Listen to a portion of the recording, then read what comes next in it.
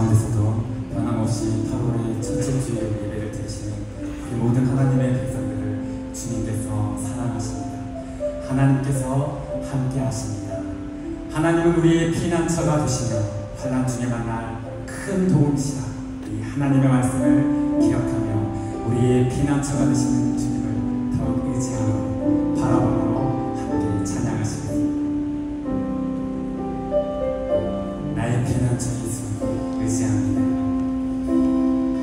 나의 피난처 예수 의지해요. 나의 피난처 예수 의지해요. 나의 가는 길을 세워라 몰아쳐. 나의 피난처 예수. 우리 다시 한번 찬양합니다. 나의 피난처 예수. 나의 피난처 예수 의지해요. 나의 피난처 예수 의지해요. 나의 가는 길에 세워라 몰아쳐. 나의 피난처 예수 의지해요. 아바 아버지 나를 사랑하시니 나의 모든 것 주께 드려요. 아버지 내가 영원히 있으니 주님 영광 위하여. 나는 영원히 주님 사랑해요. 나는 영원히 주님 사랑해요. 우리 고백을 하나님께 올려드립니다. 나는 영원히 주님 사랑해요. 세상 어떤 것도 나의 사랑. 나는 영원히 주님을 사랑합니다. 나는 영원히 주님. 우리 고백합니다. 아버지 나를 사랑하시니 나의 모든 것 주께 드려요. 내가 여전히 싸웁니다. 주님의 영광을 위하여 나를 사용하여 주시옵소서. 우리 고백하는 영혼들은 아버지 나의 모든 것을 나의 모든 것 주께 드려요. 아버지 내가 주님 영광 위하여 써주세요. 주님 교회 위하여. 주님 교회 위하여. 우리 마지막 주님 나라 위하여. 주님 나라 위하여 써주세요. 주님의 몸된 교회 하나님의 나라를 위해 나를 사용하여 주시옵소서.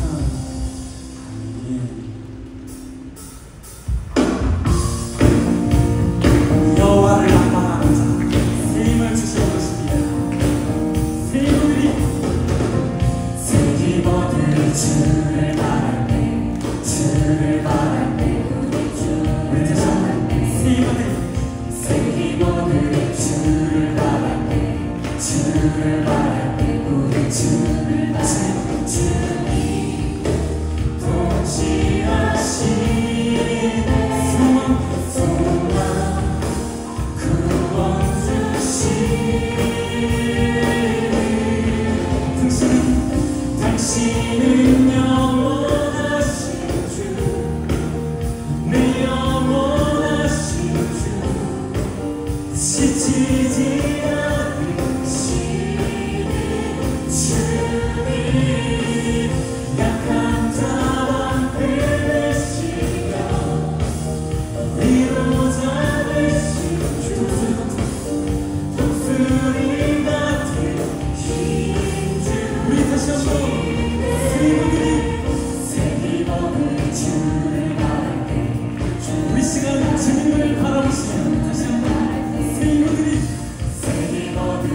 주를 바랄 때 주를 바랄 때 주님 동치하시네 주님 동치하시네 소망 구원 주시니 당신은 영원하신 주 내 영원하신 주 지치지 않으시니 약한 자만 되시며 위로하신 주 힘주시는 제 너무 바랍니다. 당신은 영원하신 주 당신은 영원하신 내 영원하신 주 지치지 않으시니 약한 자 우리의 위로자 되신 주 독수리 같은 힘 주시네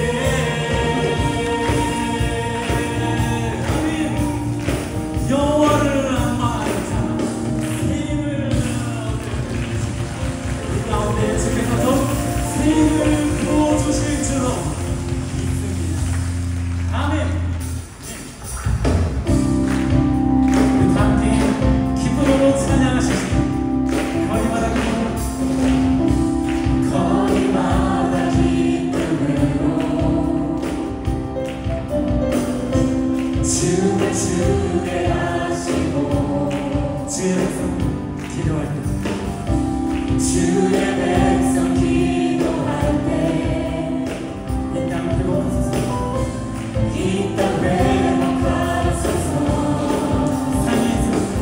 산 위에서 계속까지 우리 찬양 흘리네 하늘에서 열방까지 우리 노래 가득하네. 아멘.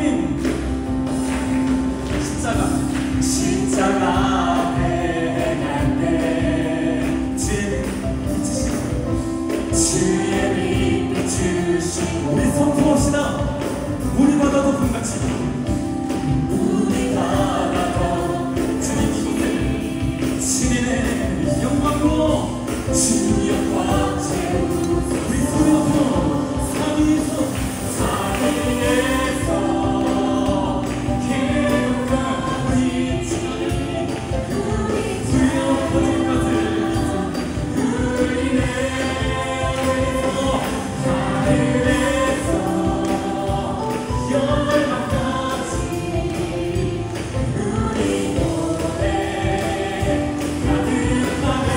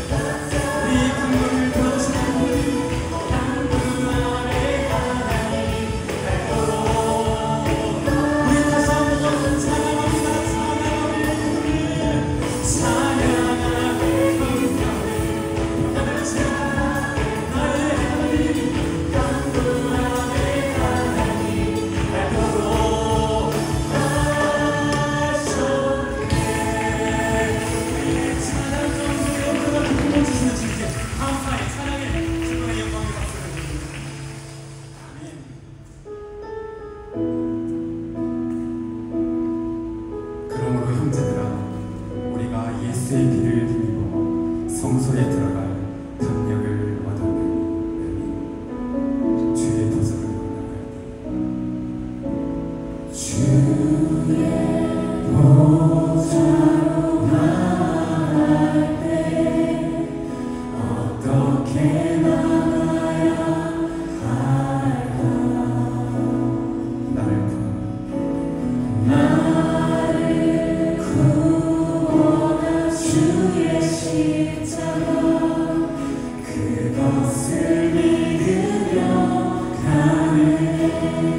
주의 보좌로 나아가니 주의 보좌로 나아가니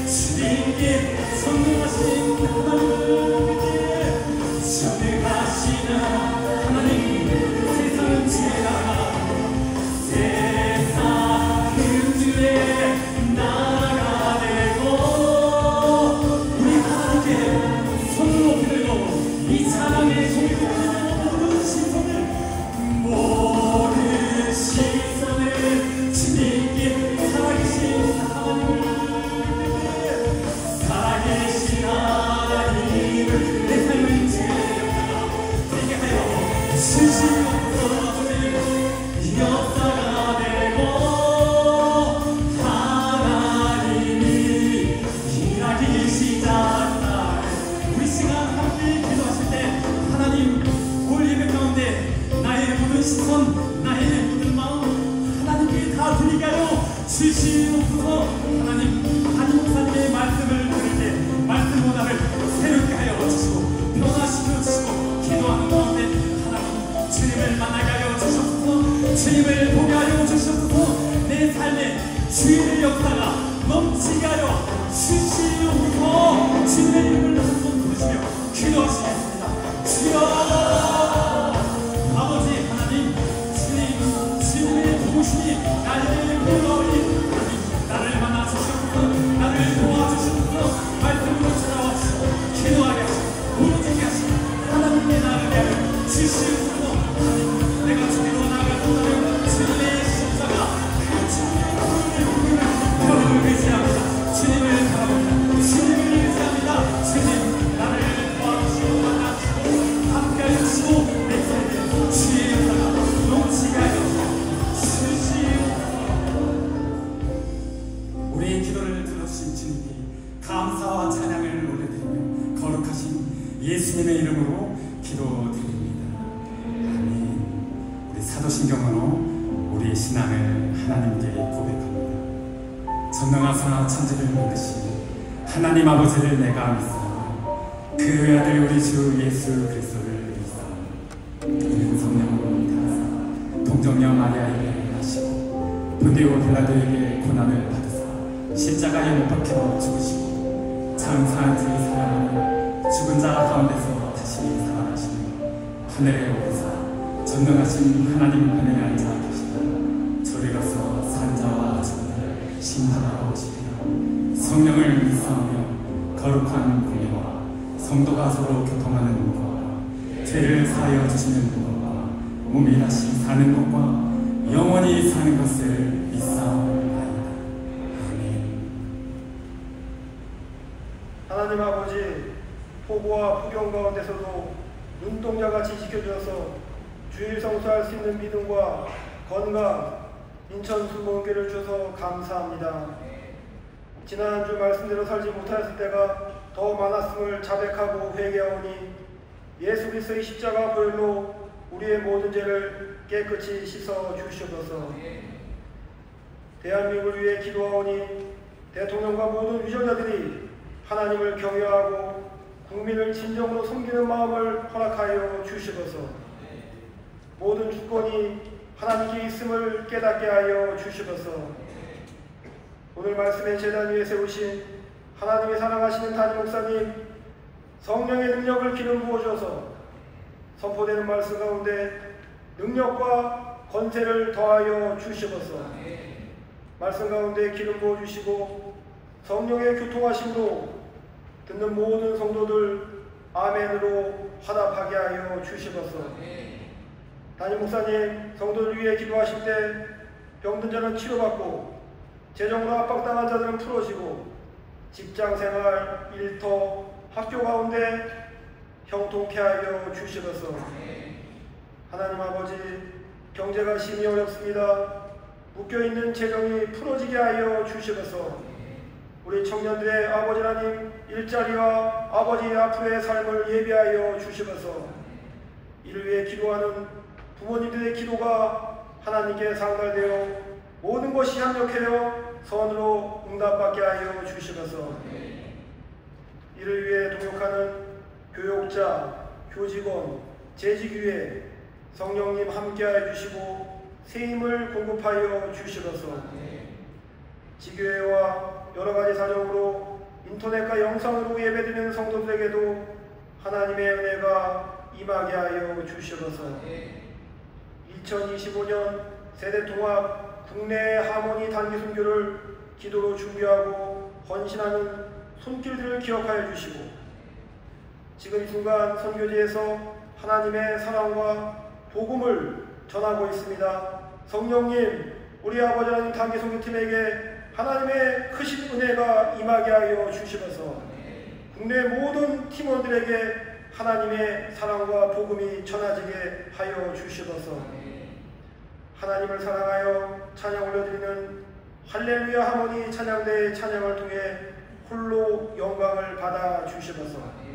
저희들의 찬양을 통해 하나님께서 기쁨과 평안을 허락하여 주옵소서. 길이요 진리요 생명 되시는 예수 그리스도의 이름으로 감사하며 기도드립니다. 아멘.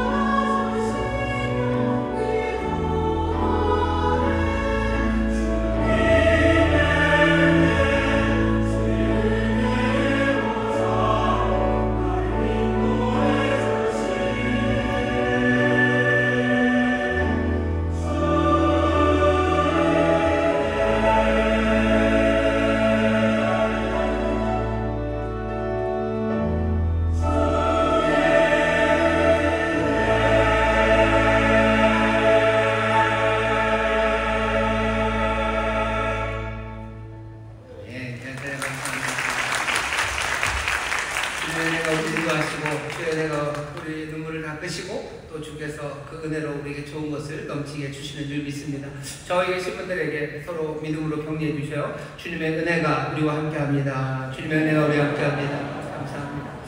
우리 할렐루야 할머니 찬양대 귀한 찬양 하나님 받으시고 우리에게 큰 은혜가 된 줄 믿습니다. 함께 예배하는 분들과 반갑게 인사하겠습니다. 인터넷으로 예배하시는 분들 주의 은혜가 넘칠 줄 믿습니다. 오직 사무실에 불켜져 있습니다. 아이들과 함께 예배하시는 곳에도 주의 은혜가 넘칠 줄 믿습니다. 박수로 격려해 주시고 오늘 8월 첫 주 성찬의 귀한 시간입니다. 아마 성찬 예배가 1년에 12번 그리고 부활절 하면 13번 특별한 일이 있으면 더 하겠지만 그 정도예요. 그런데 오늘이 아마 성찬 예배들 중에서는 가장 더운 날일 겁니다. 떡이 쉬었을까봐 염려하지 마셔요. 하나님께서 더 크신 은혜, 더 뜨거운 은혜를 주실 것을 기대하면서 오늘 더운 날 주님의 전으로 나왔습니다. 우리 마음의 중심을 아셔요. 무슨 길을 지나 왔는지 아십니다. 더 뜨겁고 놀라우신 은혜로 우리를 채워주실 줄 믿습니다. 오늘 우리에게 주시는 말씀은 로마서 말씀입니다. 로마서 8장 34절부터 39절까지 말씀입니다. 성경을 펴주시기 바랍니다. 오늘 우리에게 주시는 말씀 함께 공독할 겁니다. 로마서 8장 34절부터 39절까지 말씀입니다. 한 목소리로 공독합니다. 누가 정죄하리요? 죽으실 뿐 아니라 다시 살아나신 이는 그리스도 예수시니 그는 하나님 우편에 계신 자요 우리를 위하여 간구하시는 자신이라. 누가 우리를 그리스도의 사랑에서 끊으리요? 반란이나 권고나 핍박이나 기근이나 적신이나 위험이나 칼이랴. 기록된 바 우리가 종일 주를 위하여 죽임을 당케 되며 도살할 양같이 여김을 받았나이다 함과 같으니라. 그러나 이 모든 일에 우리를 사랑하시는 이로 말미암아 우리가 넉넉히 이기느니라. 내가 확신하노니 사망이나 생명이나 천사들이나 권세자들이나 현재일이나 장래일이나 능력이나 높음이나 깊음이나 다른 아무 피조물들이라도 우리를 우리 주 그리스도 예수 안에 있는 하나님의 사랑에서 끊을 수 없으리라. 아멘. 오늘 설교 제목은 어떤 것도 떼어내지 못한다 라는 제목입니다. 오늘 여기 보시면 질문이죠. 누가 우리를 그리스도의 사랑에서 끊으리요? 끊는다 하면은 뭔가 칼로 뭐를 탁 끊어내는 것 같은데요. 느낌은 뭐 있는 것들을 탁 끊어내는 느낌이 아니고요. 그 사이를 약간 벌리는 느낌입니다. 누가 우리를 그리스도의 사랑에서 떼어낼까 하는 거예요. 누가 우리를 정말로 우리 주 그리스도 예수 안에 있는 하나님의 사랑에서 우리를 떼어낼 수 있을까? 그 그림을 그리시면 됩니다. 떼어낼 수 없답니다. 함께 할 거예요. 이걸 떼어내는 것, 분리, 그래서 그 중간에 뭐가 끼어드는 것, 그런 건 아무것도 없습니다. 그게 로마서 8장에서 바울이 우리에게 주는 확신입니다. 이 확신이 갖고 있는 의미가 있는데요. 오늘은 그 의미를 좀 살펴보려고 합니다. 로마서가 1장부터 16장까지 있어요. 그런데 보통 1장부터 8장까지를 한 덩어리로 생각하고요. 또 그 한 덩어리 안에서도 5장부터 8장까지가 한 덩어리입니다. 로마서가 귀한 말씀인데 모든 사람들이 다 그런 식으로 얘기해요. 그 중에서도 8장 말씀이 굉장히 중요한 말씀이고 아름답고 그리고 또 꽤나 오랫동안 많은 사람들, 성도들에게 큰 용기와 소망을 줬던 말씀임이 분명합니다. 로마서 자체가 그래요. 근데 또 1장부터 8장까지가 그렇고 또 그 전체 1장부터 8장의 마지막 결론, 그 결론의 마지막입니다. 어쩌면 로마서를 통해서 바울이 전하려고 하는 그리스도인의 삶, 그 삶의 마지막 결정, 절정이죠. 절정의 설명이 오늘 우리에게 주신 바로 이 말씀입니다. 이 말씀을 우리가 한번 확인해 볼 겁니다. 바울이 지금 확신하는 확신에 여러분들도 동의하시나요? 아무도 우리를 그리스도의 사랑에서 끊어낼 수 없습니까? 아무것도 떼어낼 수 없습니까? 이러면 설교 길어집니다. 여러분들 아멘을 하셔야 다음으로 넘어가요. 다시 한번 묻겠습니다. 여러분들에게도 확인하겠습니다. 어떤 것도 우리를 그리스도의 사랑에서 떼어낼 수 없습니까? 아멘. 아멘. 어떻게 그렇게 잘 아십니까? 설명은 어디에 있어요? 로마서에 있어요. 로마서 1장부터 8장 그 긴 이야기가 바로 그 이야기입니다. 우리를 그리스도의 사랑에서 떼어낼 수 없다는 것을 로마서 1장부터 8장까지가 우리한테 설명을 해요. 근데 그 설명을 다 살필 수는 없어요. 여기 그냥 우리가 읽은 본문에 표지처럼 하나 세워놓습니다. 그게 무엇이냐면 그리스도입니다. 여기 34절 보시면 누가 정죄하리요 이렇게 되어 있는데 그건 앞에다 붙여 읽는 게 더 좋을 것 같아요. 의롭다 하신 이는 하나님이시니 누가 정죄하리요 거기서 끊고 그 다음에 우리가 정말로 살펴보고 싶은 것은 그 다음부터입니다.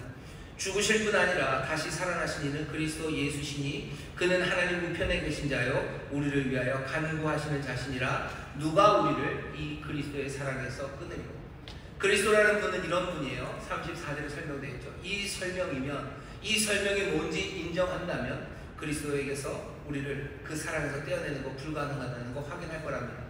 그리스도가 도대체 어떤 분이신데 그렇습니까? 여기 네 가지가 나와. 하나님 죽으시고 부활하시고 하나님 우편에 앉아 계시고 우리를 위하여 간구하시는 분이십니다. 이 네 가지 표지만 우리에게 보여줘요. 어쩌면 이 네 가지만 확인한다고 해도 우리를 그리스도로 생각할 때마다 누구도 어떤 것도 우리를 그리스도의 사랑에서 떼어낼 수 없을 거라는 걸 우리가 다시 한번 확신하게 됩니다. 여러분들 마음에 새기셔야 돼요. 그리스도는 우리를 위해서 죽으신 분이에요. 우리를 위해서 부활하신 분이셔요. 그리고 지금 하나님 우편에 앉아 계신 분이시고 바울이 딴 데서는 이런 얘기 한 적 없습니다. 바로 여기에서만 오직 한번 우리를 위하여 간구하시는 분이십니다. 이게 도대체 뭔데요? 이걸로 사랑이 이야기됩니까? 예수 그리스도는 그냥 어쩌다가 돌아가신 분이 아니에요.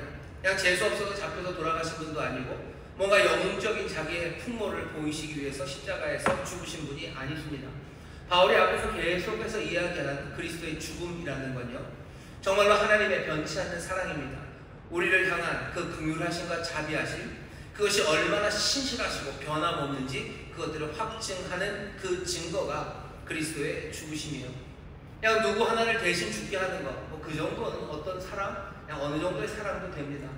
그냥 부모님이 자식을 위해서 죽을 수 있어요. 그것으로 다 됩니까? 아니요, 그 정도는 아닙니다. 내 부모님이 나를 위해서 아니면 누구를 대신 대타를 세우셨어요. 그런 일들도 있을 수 있죠. 하지만 하나님의 사랑, 그리스도 안에서 발견되는 그것과는 비교할 수 없습니다. 예수님이 죽으시고 그리스도가 죽고 살았다는 것, 여기서 확인되는 건 그 신실하심입니다. 죽을 수밖에 없는 우리들, 죄로 인하여 죽을 수밖에 없는 우리들, 의인은 없어요. 하나도 없습니다. 뭔가 하나님이 새롭게 시작하시려고 아브라함을 부르시고 이스라엘을 부르셨지만 이스라엘이 실패를 했죠. 실패했으니 하나님은 그 다음 단계로 넘어가십니까? 그 정도는 아니에요. 하나님이 이스라엘의 계획, 이스라엘을 통해서 이루셨던 그 계획을 계속해서 이루어 가셔. 참 이스라엘을 부르시고 또 그 언약 안에서 뭔가를 이루시려면 하나님은 버리지 않으셔요. 신실하신 사랑입니다. 버리지 않는 사랑이에요. 하나님은 에라 모르겠다. 버립니까? 인간을 만들어 놓고 인간들이 별 볼 일 없고 하나님의 형상으로 만들고 무슨 생기를 불어넣었건만 이것들은 아무것도 아니 치우고 뭔가 다른 걸 만드셔요? 아니에요. 사랑하셔서 만드시고 긍휼하셔서 만드시고 부르신 그것들을 하나하나 실망이 많으시고 그리고 넘어지는 그것 가운데도 하나씩 선한 일, 그 구원과 하나님의 선하신 뜻을 이루시기 위해서 그 일을 끝까지 진행하시는 분이십니다. 그리스도가 십자가에 달려 돌아가셨다는 것, 그리고 부활하셨다는 게 우리에게 보여주는 것은 이 변치 않는 신실하신 사랑입니다. 그리스도의 사랑, 그리스도 안에서 발견되는 그 사랑은 변함이 없는 사랑이에요. 그러니 이 사랑에서 누가 우리를 끊겠습니까? 사실은 우리는 근데 그렇게 생각할 수 있어요. 사랑이 신실하고 사랑은 변함이 없어도 그 사랑의 능력이 없으면 그냥 끊어지겠죠. 사랑이 지킬 힘이 없으면 그거는 무너지겠죠. 하지만 그 다음 이야기입니다. 죽으시고 부활하신 그리스도는 이제 하나님 우편에 계십니다. 하나님의 우편에 그냥 멀뚱멀뚱 서 계신 게 아니에요. 하나님의 우편에서 그 보좌에 세상의 모든 권세와 능력을 다 손에 쥐시고 세상을 다스리시는 분이셔. 신실하시고 변함없는 자비와 긍휼을 보이신 바로 그분은 이제 놀라운 능력과 권세로 세상을 다스리는 분이십니다. 누가 사자가 움켜잡은 것을 빼앗아갈 수 있습니까? 누가 왕의 사랑을 빼앗아갈 수 있습니까? 그냥 흐물흐물한 누구 신하에 모으면은 그러면 안 되겠지만 왕이 빼앗아갈 수 있어요. 하지만 누가 왕의 사랑을 빼앗아갑니까? 누가 사자가 움켜잡은 걸 빼앗아갈 수 있습니까? 그리스도, 이분은 죽으시고 부활하셨을 뿐만 아니라 하나님 우편에 앉으셔서요, 이 모든 것들을 다스리는 권세와 능력, 그 그리스도셔요. 누가 그리스도의 사랑에서 우리를 빼앗아갑니까? 우리를 위해서 그 신실하신 자비함을 보이셨어요. 여전히 우리를 위해서 세상을 통치하고 계셔. 마지막 네 번째는 뭐죠? 우리를 위하여 간구하십니다. 바울이 딴 데서는 이 이야기를 한 적이 없어요. 여기서 유일하게 한 번 했습니다. 바울은 처음 했지만 신약 성경을 보면 몇 군데 하나님의 아들이신 예수, 우리 그리스도가 지금 하고 있는 일들 중에 하나가 우리를 위해서 간구하심에 대하여 이야기합니다. 히브리서 7장 25절 보면 이렇게 돼 있어요. 그러므로 자기를 힘입어 하나님께 나아가는 자들을 온전히 구원하실 수 있으니 이는 그가 항상 살아서 저희를 위하여 간구하심이니라. 우리 그리스도는 지금도 우리를 위해서 간구하셔요. 그 간구하심 때문에 우리의 구원이 온전해집니다. 우리가 떨어져 나갈 수도 있고 실패하고 어쩌면 하나님을 믿었지만 아무것도 아닌 삶으로 갈 것 같아요. 하지만 지금도 이 그리스도는 이 신실하신 사랑은 그리고 세상을 몽땅과 다스리시는 권세와 능력은 여전히도 연약하고 못나고 실패하고 뭔가 신실하지 못한 우리를 위해서 지금도 간구하며 기도하셔요. 우리를 사랑하시는 그분의 사랑은 변함이 없지만 우리가 엉망이 되어서 그 사랑에서 떨어질 수 있을 것 같죠? 아니요. 지금도 우리를 위해서 간구하십니다. 요한일서 2장에 보면 2장 1절에 사도 요한이 이렇게 얘기합니다. 만일 누가 죄를 범하면 아버지 앞에서 우리에게 대언자가 있으니 곧 의로우신 예수 그리스도시니라. 우리가 죄를 범하면 우리를 위해서 아버지 앞에서 지금도 기도하시는, 지금도 대언하시는 분이 계셔 예수 그리스도십니다. 우리의 죄의 문제, 실패의 문제, 우리의 연약함의 문제, 여전히 그 사랑 안에 거하기는 부족한 우리를 위해서 여기 이 신실하신 사랑, 모든 권세와 능력을 가지신 이는 우리를 위해서 간구하시는 분이셔. 누가 이 사랑에서 우리를 떼어내겠습니까?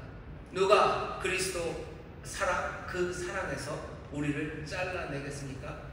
우리를 위해서 죽으시고 부활하신 그 신실하고 변함이 없으신 그 자비하심과 긍휼하심, 세상의 모든 권세와 능력을 가지시고 세상을 다스리시는 그 완벽한 왕의 손에서, 그리고 여전히 우리를 불쌍히 여기시고 우리의 연약함과 못남을 다 아시면서도 그것들을 온전하게 만들어가기를 원하시며 간구하시는 이 사랑에서 누가 우리를 떼어내겠습니까? 바울이 여기 로마서 1장에서부터 8장까지 긴 논의를요, 그냥 여기 한마디 안에 들어놓은 거예요. 그리스도의 사랑에서 우리를 끊을 수 없어요. 그 놀라우신 죽으심과 부활하심, 그리고 통치하시는 권력, 그 힘, 권세, 그리고 여전히 우리를 긍휼히 여기시며 우리를 온전케 하시려는 그 선하신 결심, 그것이 변하지 않는데 누가 무엇이 우리를 그리스도의 사랑에서 떼어냅니까? 어떤 것도 떼어낼 수 없다는 것 여러분들 확신하시기를 주의 이름으로 축원합니다. 옆에 있는 분들에게 얘기하시고 어떤 것도 떼어낼 수 없습니다. 어떤 것도 떼어낼 수 없습니다. 어떤 사람들은 가끔 그래요. 아, 죄가 그리스도와 우리 사이를 갈라놓지 않겠습니까?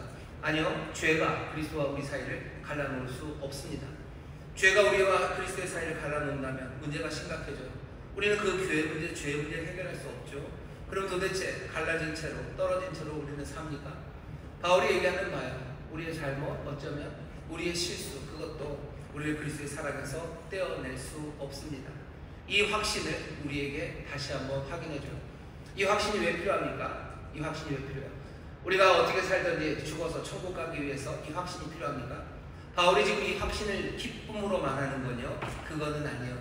그리스도인들의 삶의 마지막 결정판, 마지막의 모습이 그냥 죽어서 천당 가는 거라면, 야, 너희들 확신해라. 그리스도의 사랑에서 너희를 떼어내기 아무것도 없으니 너희들 천국 간다. 그러면서 마쳤을 텐데, 여기 이 확신이 지금 이야기하는 맥락은요, 죽어서 천국 가는 것이 문제인 그런 맥락은 아닙니다. 어떤 맥락이냐면 보시죠. 34절부터 제가 다시 읽겠습니다. 누가 정죄하리요? 죽으실 뿐 아니라 다시 살아나신 이는 그리스도 예수시니 그는 하나님 우편에 계신 자요 우리를 위하여 간구하시는 자시니라. 누가 우리를 그리스도의 사랑에서 끊으리요? 환난이나 곤고나 핍박이나 기근이나 적신이나 위험이나 칼이라. 여기 보면 이제 문제가 좀 보여요. 어떤 문제가 보이냐면은 환난, 곤고, 핍박, 기근, 적신, 위험, 칼이라고 바울이 7개나 나열하고 있는 여러 가지 어려운 상황들입니다. 7개를 한번 계속해서 나열하는 방식의 수사죠. 모든 것들을 망라하겠다는 시도입니다. 7개면 충분하다고 생각한 거예요. 이 7이라는 게 완전한 숫자이기 때문입니다. 7개의 어려움을 나열을 해요. 바울 자신이 겪었던 걸 수도 있고 또 바울 자신이 겪을 거라고 생각하고 있는 것들일 수도 있고 로마의 성도들이, 이 당시의 성도들이 겪었던 일 아니면 겪을 일들, 그 어려움들이 있습니다. 아, 그럼 그런 겁니까? 우리가 어렵고 힘든 상황에서도 주의 사랑 안에 있으니 우리는 별일이 없다는 뜻입니까? 아니요, 그것도 아닙니다. 더 읽어보세요. 그리스도의 사랑에서 우리를 끊을 수 없어요. 여러 가지 문제가 우리에게 닥쳐도 우리는 괜찮아요. 주님이 우리를 사랑하셔서 우리를 지키시니. 그렇다면 바울이 말하는 마지막은 그거죠. 성도들아, 너희들 삶에 어려움이 와도 걱정하지 말아라. 그리스도의 사랑이 너와 함께하니 너희들은 괜찮을 거다. 그 이야기가 돼야 될 것 같은데 오늘 말씀을 잘 읽어보면 그런 맥락이 아닙니다. 환난은 뭡니까? 환난은 그렇게 이해하시는데요. 뭔가 물리적인 고통이죠. 우리의 삶에 물리적인 고통이 옵니다. 지끈지끈 머리가 아프고요. 뭐 췌장이 아니면 뭐 대장이 아니면 심장이 폐가 아파요. 물리적인 고통입니다. 물리적인 고통이 있고 그런 내과적인 질병으로만 오는 건 아니에요. 외과적으로도 오죠. 그냥 가다가 보면 다리가 부러지고 뭐 다리 뼈서 인대 늘어나고 뭐 여기저기 터지고 하는 여러 가지 물리적인 고통, 그 일들이 생겨요. 문제는 우리가 하나님의 아들이고 우리가 하나님의 자녀고 이제는 주께서 세상을 다스리시고 우리에게 가장 선한 것, 모든 것들을 합력하여 좋은 것들을 주시는데 왜 우리의 삶에 그런 물리적인 고통이 있냐는 거예요. 내게 물리적인 고통이 있는 것도 문제지만요, 사랑하는 우리의 사람들, 사랑하는 믿음의 형제 자매들, 저 사람에게 그 일이 생깁니다. 그 일을 보면서 뭐 내가 아니라 다른 사람에게 물리적인 고통, 환난이 오는 걸 보면서 우리는 그렇게 생각할 수는 없죠. 아, 저 사람은 뭔가 하나님 앞에 잘못한 게 있나 보다, 하나님이 저 인생을 불쾌하게 여기시나 보다, 그렇게 생각할 일은 아니에요. 게다가 또 더 나쁜 건 이런 거죠. 저 사람의 환난을 보면서 어떻게 생각하는 거예요? 아, 저 사람보다는 나는 문제 없으니 저 사람보다는 내가 좀 나은가 보다, 이렇게 생각하는 거, 그것도 말도 안 됩니다. 도대체 우리에게 다가오는 환난들, 나에게 그리고 믿음의 사람들, 우리 안에 있는 이 환난들에 대해서 어떻게 해야 합니까? 우리를 그리스도의 사랑에서 떼어낼 게 없어요. 그렇죠? 돌아가시고 우리를 위해서 죽으시고 부활하시고 하나님 우편에서 다스리시고 우리를 위해서 지금도 간구하시는 주님이 있으니 환난과 어려움이 와도 이 모든 것들은 다 잘 해결될 거예요. 우리를 잘 보호하셔서 그래서 하늘나라 가게 하실 겁니까? 뭐 문제 없을 거다, 견뎌낼 거다. 왜? 그리스도의 사랑이 우리와 함께 하시고 그 사랑을 떼어낼 게 없기 때문에. 바울이 지금 그렇게 얘기하는 건 아닙니다. 환난만이 문제는 아니죠. 곤고함이 있습니다. 곤고함이라는 건 뭔가 사회적인 어려움이라고 생각하시면 돼요. 집을 잃어버리는 거죠. 직업을 잃어버리는 겁니다. 그런 일들이 생깁니다. 곤고함이 생겨요. 왜 내가 하나님의 자녀고, 왜 저 형제가, 저 집사님이 하나님 말씀대로 살고 그리스도의 은혜 안에 있는데 왜 직업을 잃었을까요? 왜 집을 빼앗겼을까요? 환난과 곤고입니다. 핍박은 그보다 훨씬 더 직접적이죠. 악의적인 태도를 가지고 우리의 삶을 해보지 않는 여러 가지 어려움들이 생깁니다. 그런 일이 없었으면 좋겠는데 그런 일이 생겨요. 참소하는 사람, 나를 계속해서 갈구는 사람, 내 삶에 괴로움을 주는 핍박들, 그것이 때로는 한 개인에 의해서 아니면 아주 조직적으로 아니면 전 국가 사회적으로 사람들에게 옵니다. 특별히 이 당시에 예수 믿는 사람들에게는 핍박이 그렇게 조직적으로 오는 거죠. 유대인들의 회당을 통해서 오기도 하고 아니면 로마의 정부를 통해서 오기도 하고 아니면 다른 이방 사람들, 유대인들, 이런 일들을 통해서 핍박이 옵니다. 주님이 우리를 사랑하시고 그리스도의 사랑이 그 그리스도의 통치가 우리 가운데 있는데 왜 내가 그리고 왜 저분들이 그렇게 핍박을 받아야 되는지, 우리가 그리스도의 사랑에 대한 확신이 그 문제를 어떻게 해결합니까?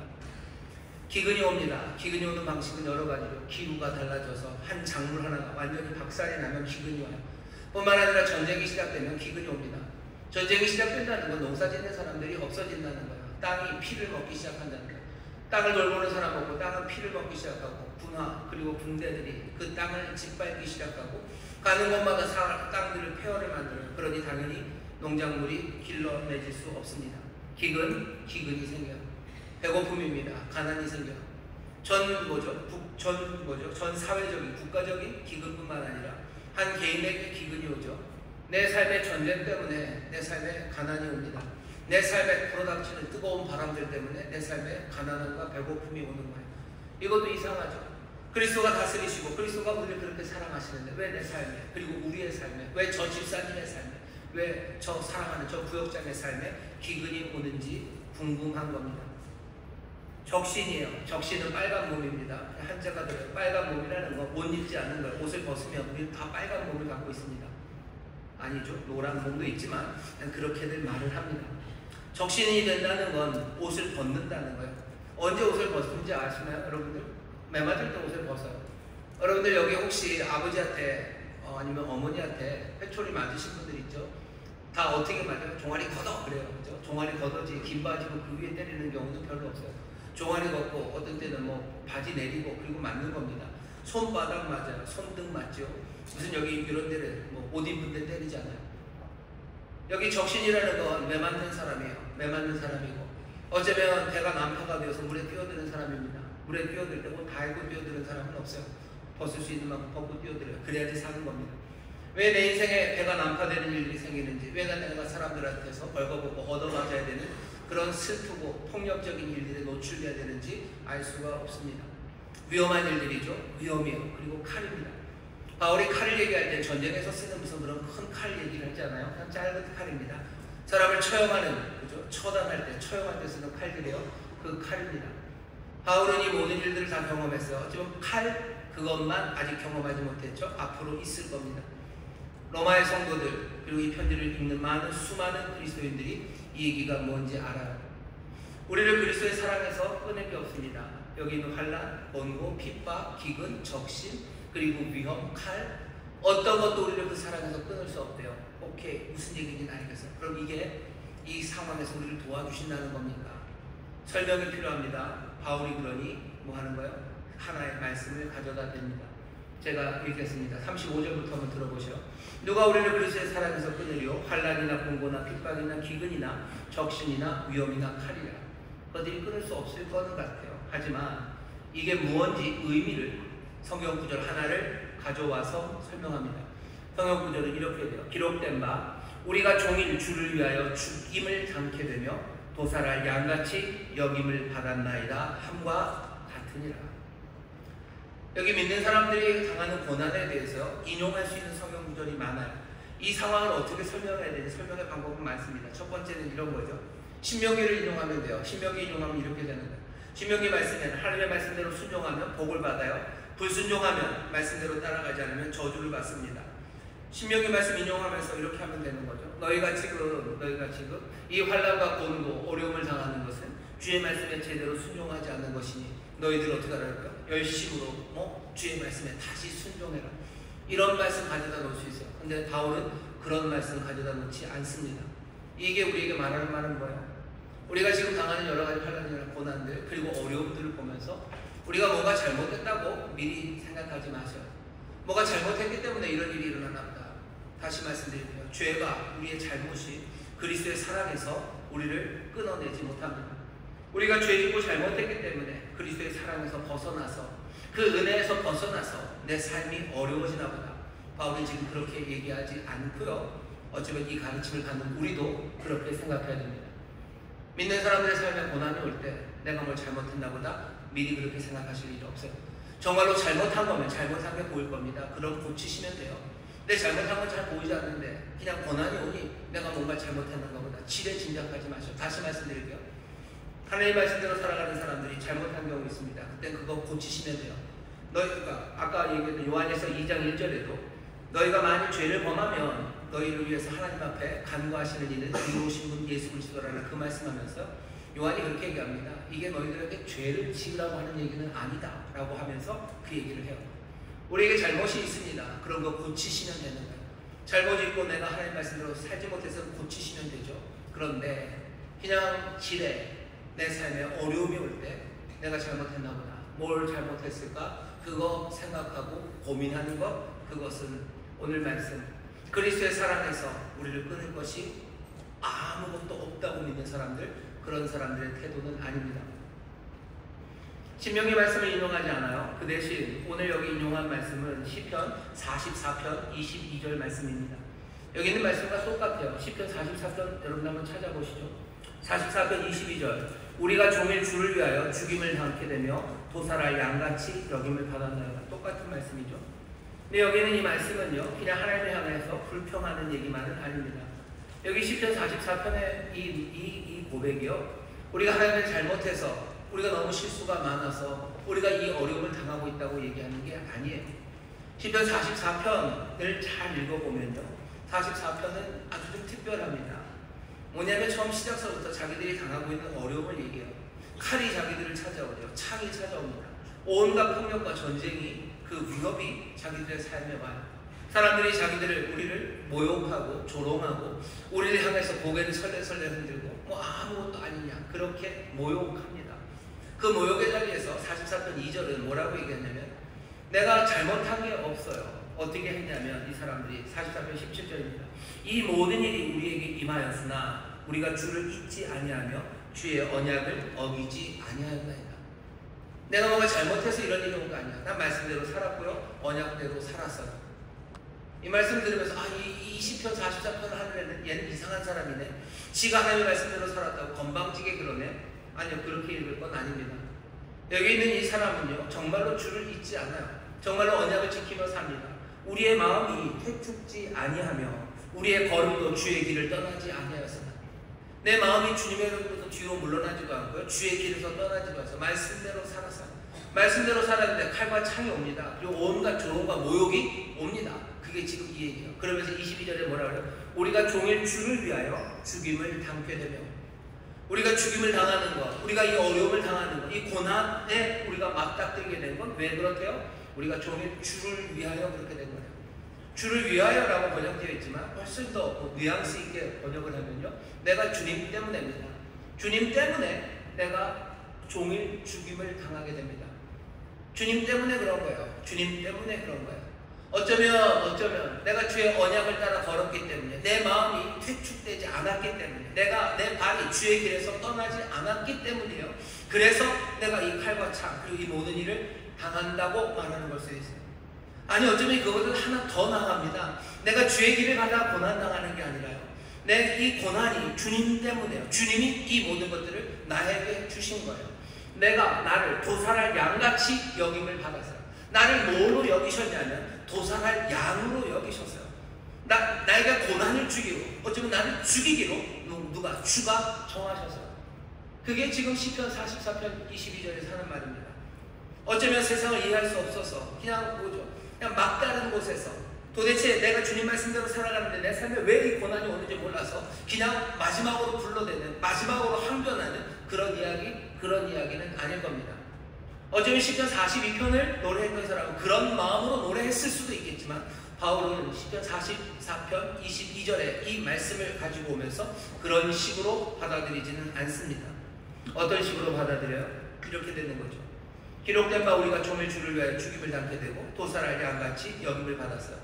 그리고 나서 뭐라고 얘기합니까? 37절에 그러나 라고 말합니다. 그러나 만약에 시편 44편을 바울이 인용하면서 그냥 하나님 말씀대로 살았지만 다가오는 고난, 닥치는 어려움에 대해서 도무지 해결할 수가 없고 설명이 안 돼서 그냥 나를 이렇게 하려고 하셨나 보다 라고 불평하는 말이라면, 그 의미로 이 말씀을 인용했다면 37절은 어떻게 해야 돼요? 나를 도살할 양같이 하셨으니 그 다음은 그냥 죽여주시옵소서, 아니면 나를 그렇게 운명 지으셨어도 나를 피할 길을 주소서, 이런 식으로 얘기가 돼야 돼요. 하지만 37절은 그렇지 않습니다. 그러나 이 모든 일에 우리를 사랑하시는 이로 말미암아 우리가 넉넉히 이긴답니다. 36절과 37절이 뭐가 조금 이상해요. 우리가 주님 때문에 고난당했어요. 그래서 우리는 그냥 죽기로 작정된 사람이에요. 그렇다면 그냥 우리를 잘 죽여주시건, 아니면 그럼에도 불구하고 그냥 아프지 않게 죽여주시건 그렇게 해주세요 라고 이어져야 되는데, 그 뒤에 말은 전혀 다른 분위기예요. 우리가 넉넉히 이긴답니다. 넉넉히 이긴다는 건요, 휘페르예요. 휘페르는 그 다음에 니카오입니다. 휘페르가 하이퍼예요. 뭔가를 넘어서는 거예요. 니카오는 승리하는 건데요, 이기는데요, 넘치는 승리입니다. 우리는 넘치게 이긴대요. 어떻게? 죽기로 작정된 사람이에요. 주님 때문에 죽임을 당하는 사람이에요. 그런데 우리가 어떻게 넉넉하게 이깁니까? 우리가 어떻게 넘치게 승리합니까? 37절 마지막에 말하는 건 뭐예요? 우리는 압도적인 승리자다라고 지금 노래하기 시작하는 겁니다.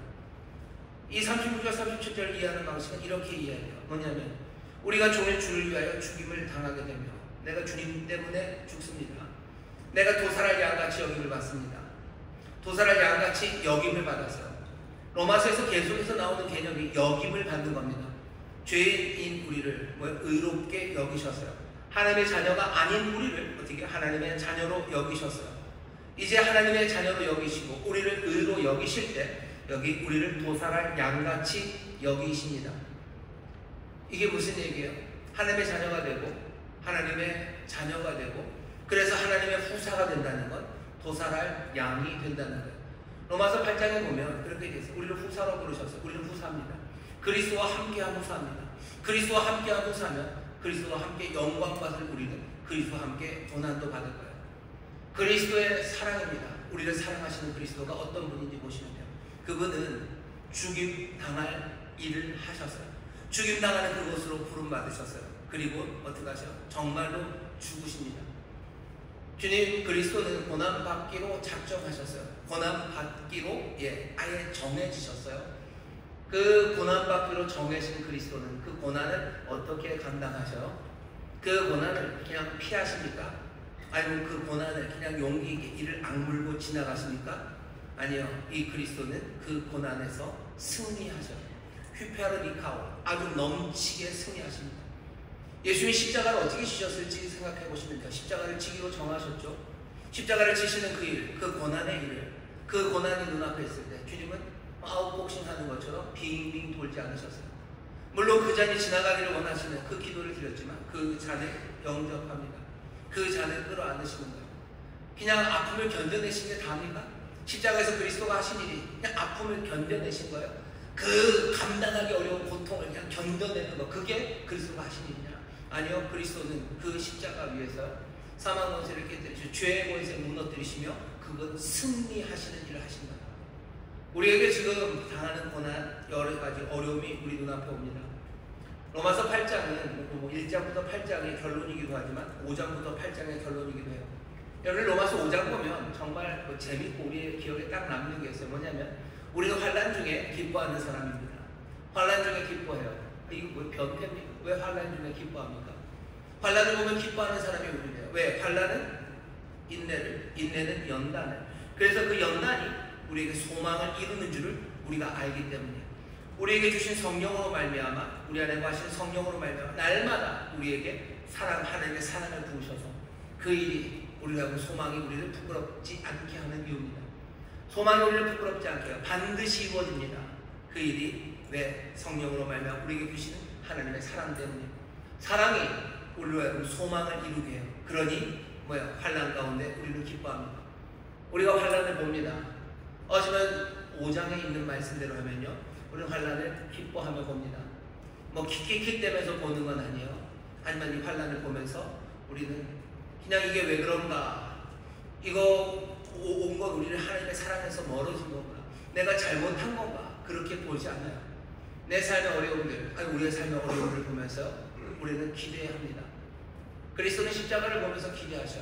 그 아픔, 어쩌면 그 죽음이 정말 하나님의 놀라운 영광의 승리를 만드는 걸 기대하시며 그리고 뚜벅뚜벅 걸어가시는 거죠.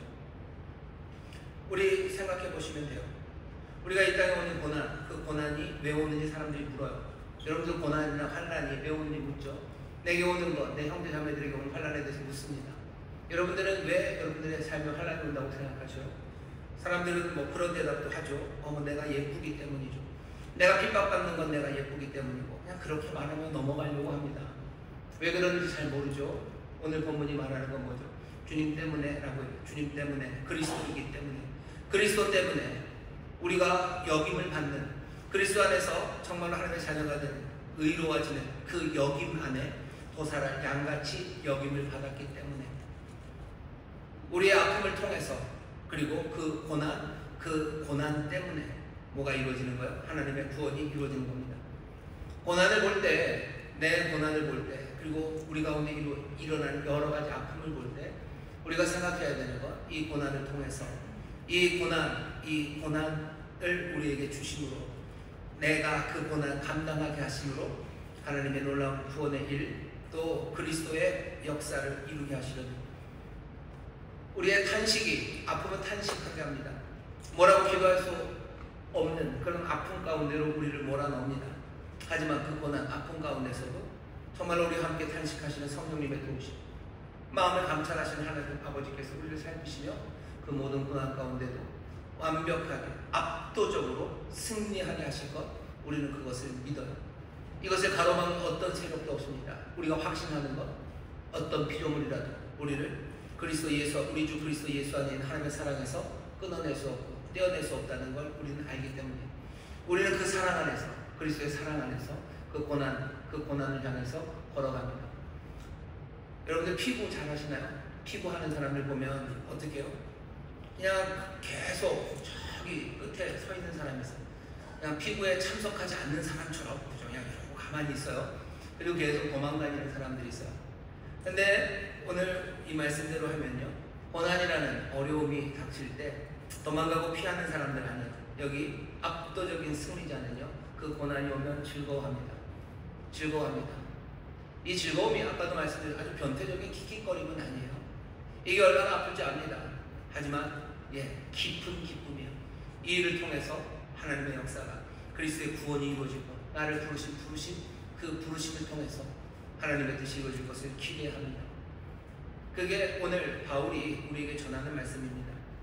우리에게 당하는 여러 가지 환난과 고난이 있습니다. 여러분들은 무슨 고난을 기대하십니까? 거창한 고난 기대하시나요? 화려한 고난이 좀 있죠. 저도 어렸을 때는 그랬던 것 같아요. 내 삶의 고난은 아마 그렇게 올 거라. 어느 날 밤에 문을 광광광 두드리는 소리가 올 거예요. 그리고서 따발총을 든 누군가가 와서 뭐 부르겠죠. 동무 이러면서 예수를 믿겠어? 이러면서 하면 예수를 믿을 거예요 라고 목구멍까지 말이 나올까, 이 정도. 그런 거창한 생각들을 좀 해봅니다. 하지만 그러나 여기 이제 우리가 살아가는 이 세상에서 우리에게 오는 그 환난, 그 고난은 그런 식으로 오지 않아요. 우리가 정말로 고난을, 여기 있는 시편 44편 22절의 말씀대로, 아니면 바울이 말하는 대로, 그게 우리의 그리스도 안에서의 운명이고, 그 일을 통해서 그렇게 우리를 부르셨고, 그 부르심 안에서, 고난으로 우리를 부르심 안에서 그리스도의 구원을 이루시는 것, 그것이 우리의 삶이라면 우리의 삶의 태도가 좀 달라질 수밖에 없습니다. 우리는 고난과 고통을 부인하지 않아, 그걸 피하며 살아가는 사람은 아닙니다. 만약에 그런 게 없이 그냥 우리에게 어쩔 수 없이 고난이 온다면 그 사랑은 우리를 어떻게 인도하겠습니까? 어쩔 수 없는 고난, 그거 당하지 않게 하실 거고요, 피해가게 하실 거고요, 그리고 또 그것에서도 우리를 보호하신다라고 할 거예요. 주님은 우리를 고난과 환난 가운데서 물론 우리를 지키시고 보호하십니다. 하지만 우리에게 바라시는 바는요, 우리가 거기서 상처받지 않고 거기서 힘든 일 없이 잘 지나가기를, 아니요, 그렇게 원하지 않으셔요. 우리는 고난과 고통을 꺼리는 사람들이 아닙니다. 고난을 부인하는 사람들이 아니에요. 십자가를 부인하는 사람들이 있죠. 십자가를 부인한다는 게 뭐예요? 고난을 부인하는 거, 아픔을 부인하는 거, 고통을 부인하는 거, 그거 싫다는 겁니다. 그게 싫다는 게 꼭 무슨 고문, 이거를 싫어하는 그것과는 좀 달라요. 여러분들 누군가 여러분들 친구들 중에서 그냥 열심히 공부하고 준비한 직장에 시험에 떨어졌다는 이야기를 들어요. 압니다. 그럼 그 친구 만나면 어떻게 해요? 그냥 슬쩍 좀 피해가죠.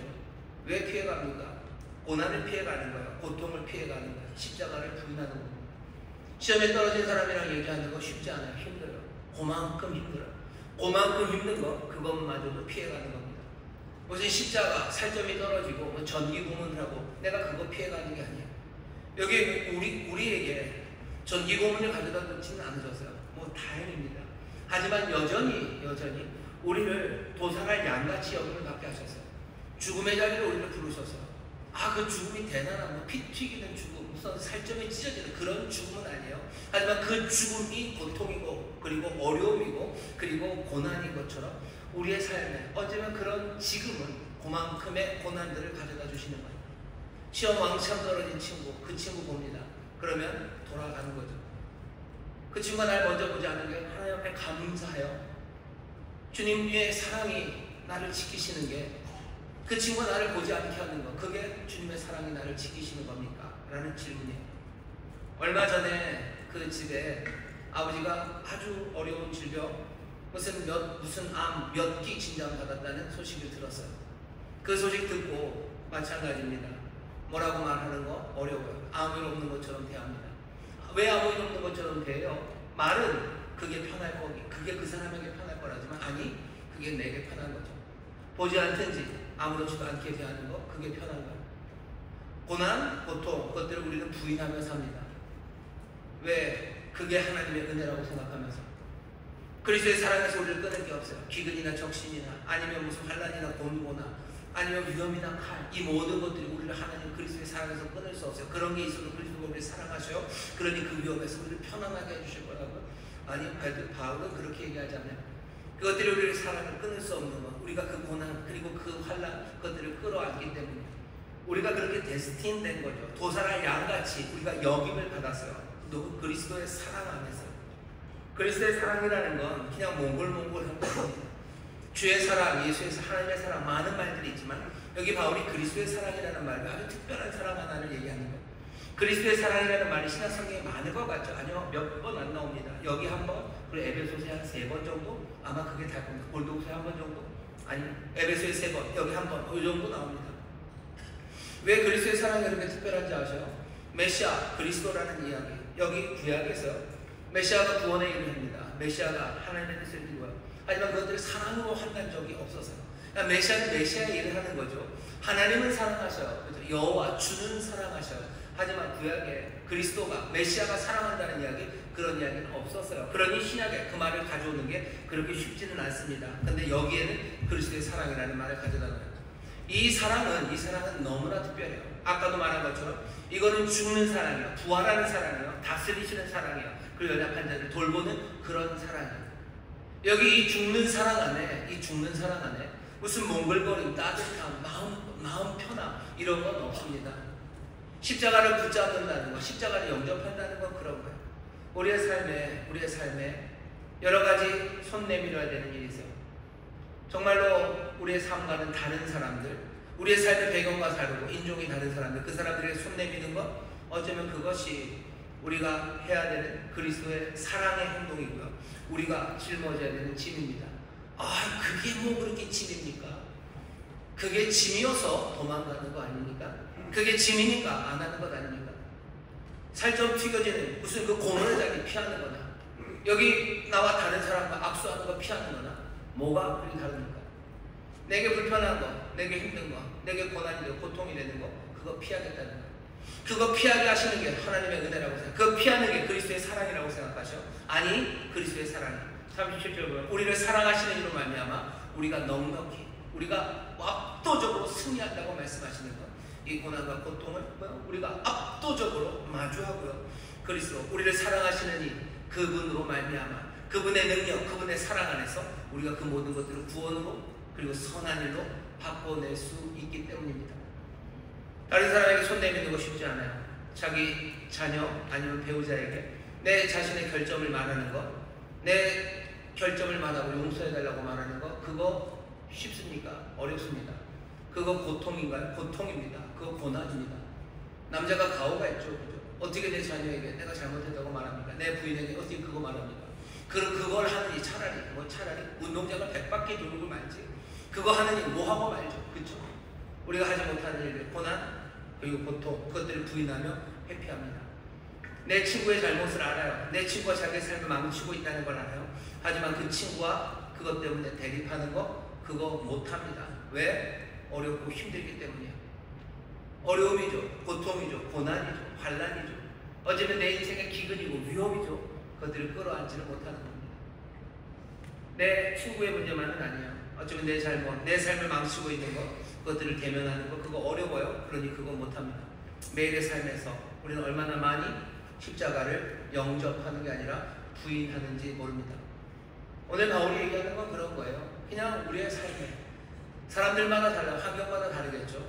오는 환난이 정말로 살점 튀기는 환난과 어려움인지, 아니면 나를 조금 불편하게 하고 나를 어렵게 만드는 그만큼인지, 그게 다를지 몰라도요, 우리의 삶에 이런 일들이 와요. 우리는 바라죠. 그런 일이 없기를, 우리 불편하게 하는 일 없기를, 불편한 일이 있으면 다 피해갈 수 있게 하기를.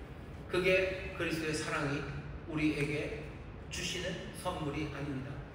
우리를 그리스도의 사랑에서 떼어낼 것 없어요. 그 사랑 안에서 우리는 정말로 도살당할 양으로 이미 여김을 받았고요. 우리는 주를 위하여 주님 때문에 죽는 사람들이 될 겁니다.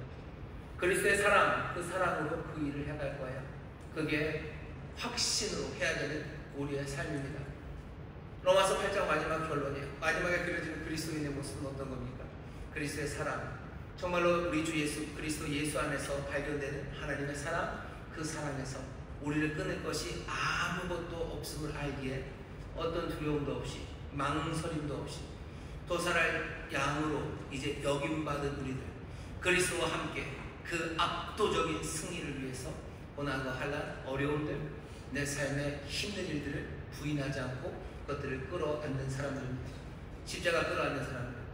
내 십자가가 뭔지 여러분들 거창하고 화려하고 그것 말고 나를 힘들게 하는 것, 내가 주님을 따르는 게 힘들게 하는 것, 그래서 내가 피부에서 저 옆으로 빙빙 돌고 있는 것, 바로 그것에 다시 한번 깨달음이 있게 하시고 여러분들의 삶에서 정말로 가야 되는 압도적인 승리를 위해서 그 고난, 어려움, 불편함 것들을 끌어안으시기를 주의 이름으로 축원합니다. 그러면 우리 환난 가운데, 어려움 가운데도 기뻐할 수 있습니다. 거기에 인내하고 연단되고 훈련되어서 소망을 이루는 하나님의 그 놀라운 구원과 그리고 변화의 소망, 그 소망을 이루어가는 그리스도의 사람들, 그리스도의 사랑 안에 거하는 저와 여러분이 될 줄 믿습니다. 기도하겠습니다. 하나님 감사합니다. 그리스도의 사랑에서 아무것도 끊을 것 없습니다. 그 놀라우신 역사가 우리 가운데 이루어졌으니 이제 정말 압도적인 승리자들로 살아가려고 합니다. 힘들고 어려운 일 당해도 아버지 그것을 피해가는 것이 우리의 운명, 우리를 부르신 부르심이 아닙니다. 우리를 도살할 양으로 부르시고 정말로 주님 때문에 아픔 당할 이들로 우리를 부르셨으니 이제 우리를 사랑하시느니 그 그리스도의 놀라우신 능력과 은혜 그리고 그 삶 안에서 주여 승리하는 이들로 살아가게 하여 주옵소서. 성령께서 날마다 우리에게 하나님의 사랑을 부어주심으로 이 일을 이루실 줄 믿사오니 성령의 충만한 그 사랑의 가득함으로 주여 넉넉히 이기는 압도적으로 승리하는 하나님의 사람들 되게 하여 주옵소서. 주의 인도하심을 구합니다. 주의 은혜를 구합니다. 오늘 이 시간이 정말로 우리가 감당해야 될 환난과 어려움들, 나의 어려움뿐만 아니라 내 형제, 내 믿음의 사람들의 아픔들, 아버지 하나님 그것들을 내가 끌어안고 승리하는 그리스도의 승리에 참여하는 우리가 될 수 있도록 성령님 우리의 마음과 생각을 인도하여 주옵소서. 감사드리며 예수님 이름으로 기도하옵나이다. 아멘. 여러분 조용히 눈을 감아 주시기 바랍니다. 여기 압도적인 승리로 우리에게 모든 것을 가져다 주실 분이 계셔 승리한 전리품을 우리가 전해주십니다. 주께서 우리에게 치료를 주시는데요, 그냥 설렁설렁 주신 게 아니라 채찍에 맞으심으로 우리에게 치료를 가져다 주십니다. 여기 압도적인 승리자는 도살할 양이 된 그 부르심을 기쁨으로 감당하며 아버지의 뜻을 이루셨어요. 오늘 이 성찬에 참여하십시오. 우리의 생명의 떡은 그냥 온 것 아닙니다. 찢기신 살이 생명의 떡이 되고 우리에게 주신 언약의 잔은요, 언약의 기쁨, 언약의 감격을 누릴 수 있는 잔은 그 흘리신 보혈로 이루어진 겁니다. 오늘 이 압도적인 승리자, 우리를 사랑하시는 이가 우리 앞에 계셔요. 우리는 이제 이분 때문에 아파할 거고요. 그리고 이분 때문에 또 승리할 겁니다. 이분으로 말미암아 그 아픔의 부르심을 우리는 기쁨으로 받아들이고 또 이분으로 말미암아 압도적으로 승리할 겁니다. 오늘 이 사랑하시는 이가 가져다 주시는 승리의 전리품들을 누리셔요. 그리고 이 압도적인 승리자의 삶, 그 사랑을 끌어안으십시오. 이 사랑에서 우리를 떼어낼 것은 아무것도 없습니다. 이 삶이 이제 우리의 삶이 됩니다. 이 떡을 먹고 이 잔을 마시는 사람들, 주의 바로 그 죽으심을 기억하며 마음에 새기고 오늘 우리가 서로가 서로에게 전할 겁니다. 오늘 이 귀한 은혜의 자리에 사랑하시는 이 함께 하시니 그럼 다시 한번 그 사랑의 확신이, 사랑이 우리를 부르시는 그 길이 우리의 삶에 분명하게 보여질 줄 믿습니다. 내가 너에게 전한 것은 주께 받은 것이니 곧 주 예수께서 잡히시던 밤에 떡을 가지사 축사하시고 떼어 가라사대 이것은 너희를 위하는 내 몸이니 이것을 행하여 나를 기념하라 하시고 식후에 또한 이와 같이 잔을 가지시고 가라사대 이 잔은 내 피로 세운 새 언약이니 이것을 행하여 마실 때마다 나를 기념하라 하셨으니 너희가 이 떡을 먹으며 이 잔을 마실 때마다 주의 죽으심을 오실 때까지 전하는 것이니라. 사랑과 은혜가 많으신 아버지 하나님, 우리가 이 떡을 먹으며 이 잔을 마십니다. 이 떡을 먹고 이 잔을 마시며 주의 죽으심을 기억하며 전합니다. 아버지 하나님, 그 변함없는 사랑이십니다. 놀라운 구원의 역사입니다. 고난을, 아픔을 끌어안으심으로 정말 압도적으로 승리하시며 우리에게 생명의 선물을 가져다 주신 그리스도 오늘 우리 앞에 서 계십니다. 성찬에 참여하며 그 놀라운 역사를 기억하는 우리들, 이 떡과 잔을 받을 때 주님이 주시는 그 승리의 선물들을 모두가 다 받아 누리게 하여 주옵시고 아버지 하나님 그리스도의 사랑, 우리를 사랑하시는 이 그분과 함께 살아가는 우리를, 정말로 그분의 부르심이 우리의 부르심이 되어 정말로 주가 걸어가셨던 그 길을, 주님께서 담대함으로 승리하셨던 그 길을 함께 걸어갈 수 있도록 이 시간 성령의 놀라우신 기름 부으시고 그 하나님의 사랑을 더하셔서 주여 이 부르심을 기쁨으로 영접하는 우리 모두가 되게 하여 주옵소서. 오늘 그리스도 주시는 생명을 받아들이는 날이요, 그리스도의 생명을 또한 우리가 붙잡는 날입니다. 한 영혼도 남김없이 이 복, 이 은혜를 누리게 하여 주옵시사.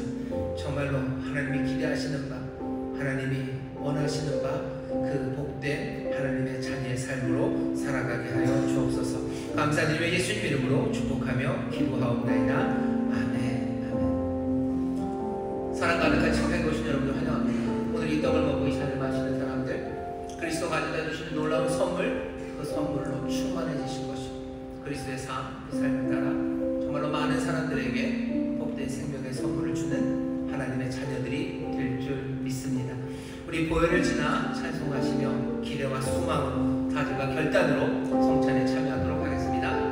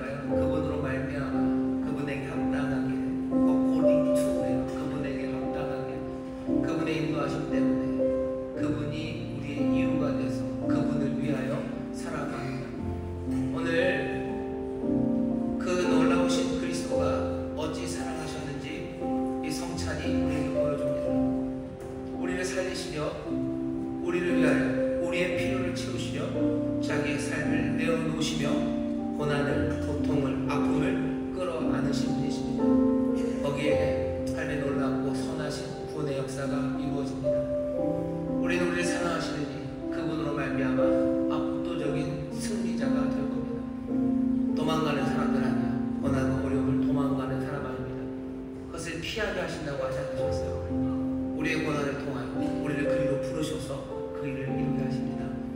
내 아픔 그리고 내 사랑하는 형제들의 아픔 그것들을 끌어안는 그 고통과 그 힘듦을 여러분들 슬퍼하거나 피하려 하지 마시고 우리를 압도적인 승리자로 부르셨으니 주님의 영을 의지하는 그 사랑 붙잡으며 그 놀라우신 생명의 길을 함께 걸어가는 복된 하나님의 자녀들, 아들의 형상을 닮아가는 그 귀한 삶을 놓치지 말기를 바랍니다.